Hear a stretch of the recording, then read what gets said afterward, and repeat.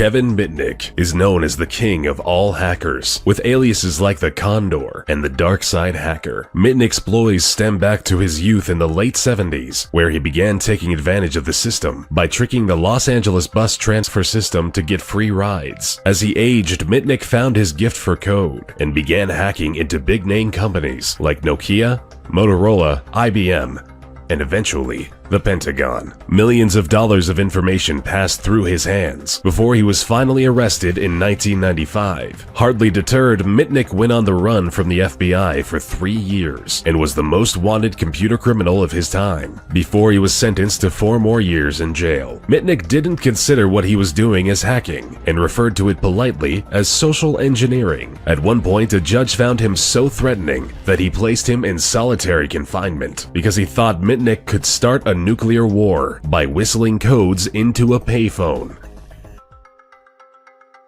The dangerous British hacking duo of Matthew Bevan and Richard Price took the world for a potentially deadly ride for several weeks in their youth back in 1994. They began by attacking the Pentagon's network for several weeks and progressed further by stealing battlefield simulations. If that wasn't enough, they started intercepting messages from US agents stationed in North Korea and accessed sensitive material from a Korean nuclear facility. This was all incredibly alarming to the US because at the time, Price and Bevan were using US systems to infiltrate information from Korean systems, which, simply put, nearly sparked an international incident. You've probably heard about the infamous hacktivist group, Anonymous, or just Anon, sprouting back in 2003 from the breeding grounds of 4chan. Anonymous consists of an unspecified number of politically active hackers. They campaign for internet freedom, social justice, and transparency in the law, with nothing off limits. This group has hit the Chinese government, the Vatican, the FBI, and CIA, while spending just as much time leaking documents or taking down websites with political intent during the aftermath of tragedies like Charlie Hebdo, Michael Brown, and launching large-scale personal attacks on individuals associated with the KKK. While they may not be monetarily motivated, the information they've leaked and the impact they've had on cases and cover-ups has been huge.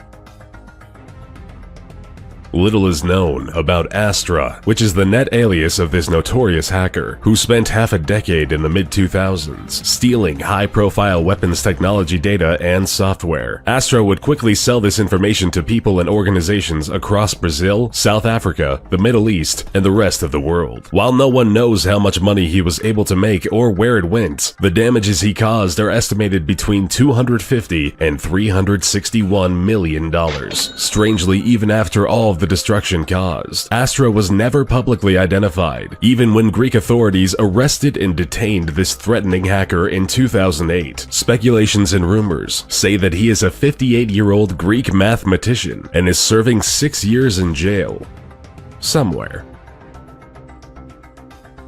Gary McKinnon infiltrated over 97 US military and NASA servers in just a year during 2001. He deleted sensitive data, software, and files that cost the US government $700,000 in recovery charges due to the severity of the damage. Confident in his skills, McKinnon, who went by the alias Solo, taunted the military by posting, "Your security system is crap. I am Solo. I will continue to disrupt at the highest levels." Strangely enough, McKinnon wasn't in it for any kind of monetary gain, and it turns out he was just looking for files containing evidence of extraterrestrial life, which, according to McKinnon, he found.